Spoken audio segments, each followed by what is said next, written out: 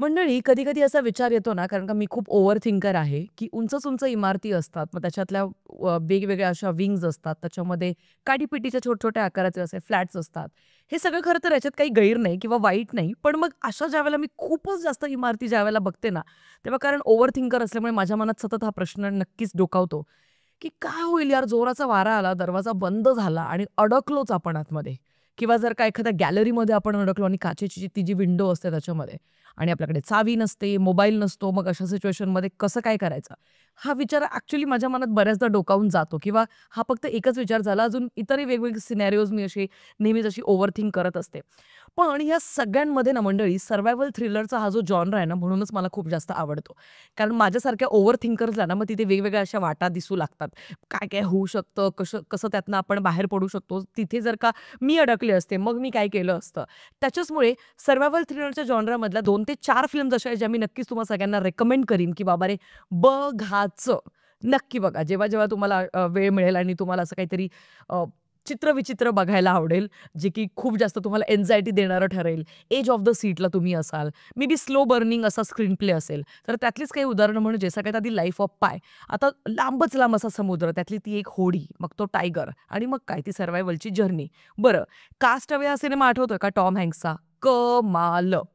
बरं, त्याच्यानंतर into the wild हा सिनेमा तर नुकताच मी म्हणजे मागच्याच वर्षी पाहिला आणि कमालीचा सिनेमा आहे यार तो. म्हणजे आवर्जून बघा. बरं, त्यातल्या त्यात बॉलिवूडबद्दल जर का बोलायचं झालं तर ट्रॅप्ड हा राजकुमार रावचा सिनेमा जर का अजून तुम्ही पाहिला नसेल, तर तुम्ही खूप काही मोठं मिस करताय आयुष्यातलं. Let me tell you.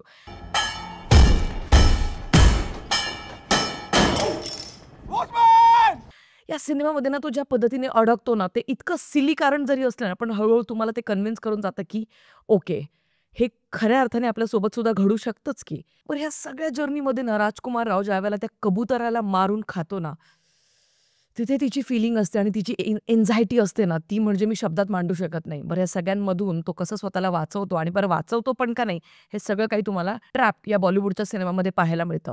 बरं, आता ह्या सगळ्या गोष्टींबद्दल मी यासाठी बोलते, कारण सर्व्हायव्हल जॉनरामध्ये मराठी सिनेमासृष्टी एक चित्रपट घेऊन येते, ज्या सिनेमाचं नाव आहे सुशीला सुजित. आता खरं तर ज्या पद्धतीने ते त्याचं मार्केटिंग करत होते किंवा टीझर आपल्याला कळत होतं आणि जाणून-बुजून सुशीलामधला शीला आणि सुजितमधला जीत हे आपल्याला बोल्डमध्ये दिसत होतं आणि मग ते शीलाजीत एकत्रितपणे आपल्याला दिसतं आणि मग ज्या पद्धतीने ते एका दरवाजाच्या जे लॉक असतं, तर त्याच्या छिद्रातनं जे पाहताना आपल्याला दिसत होते, त्याचा ॲक्चुअली खूप वेगळा अर्थ लावला जात होता बऱ्याच प्रेक्षक मंडळींकडनं. पण आता ट्रेलरमधनं बऱ्यापैकी गोष्ट उलगडली आहे आणि मी तुम्हाला खरं सांगू, मला हा जॉनरा भयंकर माझ्या जवळचा असल्यामुळे, कारण खूप फेव्हरेट असल्यामुळे मी हा चित्रपट ॲक्चुअली बघणार आहे आणि खूप जास्त एक्सायटेड आहे. स्पेशली आता जी स्टोरी लाईन त्यांनी रचली आहे, जो प्लॉट रचला आहे, स्वप्नील जोशी काही कामानिमित्त किंवा एक कुठच्यातरी कारणामुळे तो एका फ्लॅटमध्ये जातो, जिथे सोनाली कुलकर्णी राहते आणि मग एका बेडरूममध्ये मे बी तो काहीतरी प्लंबिंगचं काम करत असावा किंवा I don't no, may be कसलं काम करतोय माहिती नाहीये. पण मग त्या केसेसमध्ये ते दोघेही जण बेडरूममधल्या बाथरूमच्या नळाचं काहीतरी ते करू पाहत maybe I don't know, I am not so sure about it yet. पण मग त्यावेळेला तो दरवाजा अचानक लागतो वाऱ्याने बेडरूमचा आणि मग तिथून सगळा सुरू होतो तो सर्व्हायव्हलचा प्रवास. हे सगळं काही आपल्याला चित्रपटामध्ये पाहायला मिळणार आहे आणि ऑफकोर्स आता ह्याच्यामध्ये बाल्कनी पण आहे त्या मास्टर बेडरूमला. तर त्याच्यामुळे मे बी ते मग तिथनं काहीतरी एडव्हांटेज घेऊ पाहताय की काहीतरी ह्या सगळ्या गोष्टी रंगवतानाच आपल्याला ट्रेलरमध्ये काही अनयुज्युअल पण सीन्स दिसतायत, जिथे स्वप्नील जोशी अशा पद्धतीने दिसतोय. मग इथे सोनाली कुलकर्णी सुद्धा आपल्याला अशी वेडेवाकडे चाळे करताना दिसतीये. तर सांगायचा मुद्दा असा की मी तुम्हाला सांगते की हे दोघांचेही फक्त ओव्हर थिंकिंगचं जे इल्युजन आहे ना, त्यातले हे काही सीन्स असणार आहेत फॉर शुअर. मे बी दोघांनी असं वाटतंय की दोघे एकमेकांचा फायदा तर नाही उचलणार ना. इन दॅट केस ते सगळे इल्युजन वाले जे चित्र आहेत ते नक्कीच आपल्याला हसवतील असं मला वाटतंय. एकंदरीत मी या चित्रपटासाठी जेन्युइनली खूप आनंदी आहे. किमान काहीतरी वेगळं घेऊन येण्याचा प्रामाणिक प्रयत्न केलाय बाबा प्रसाद ओक या व्यक्तीने. कारण का या चित्रपटाचे लेखक आणि दिग्दर्शक आहेत प्रसाद ओक. बरं, आता प्रसाद ओक या माणसावरती मी खूप खूप विश्वास ठेवू शकते, कारण का याने याच्या आधी चंद्रमुखी हा सिनेमा आपल्याला दिलाय ॲज अ डिरेक्टर म्हणून. त्याच्यानंतर कच्चा लिंबू दिलाय, त्याच्यानंतर हिरकणी दिलाय.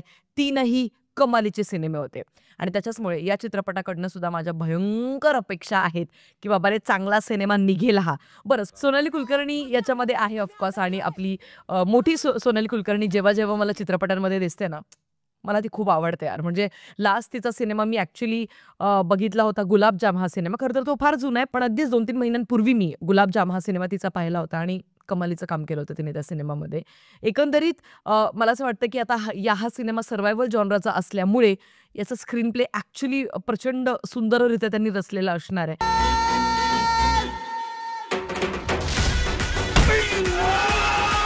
बाकी आपल्याला एज ऑफ द सीट हा सिनेमा अगदी बसवतो का नाही आणि एकंदरीत आपल्याला आपली नखं खायची वेळ आणवतो का नाही, हे सगळं काही बघायला आपल्याला सिनेमागृहामध्ये जायला लागणार आहे. कारण हा सिनेमा येतोय 18 एप्रिलला आपल्या जवळच्या सिनेमागृहामध्ये. आणि आता इथेच थांबा.